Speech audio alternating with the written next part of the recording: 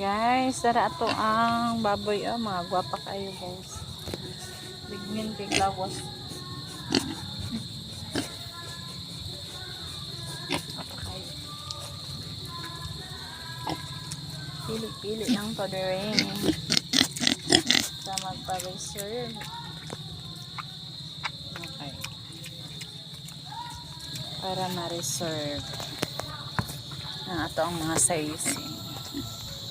Ayan, dami kayo sila higdaan guys. Bagaso niya siya mga kaswak. Ayan. Higdaan para di mag-amoy ang baboy. Dito lang sa paminti. 1 week ba mo nagkambyo eh? 1 week, 2 weeks mo nagkambyo bagasot eh. 2 weeks. Wala pa kaya pang baboy eh.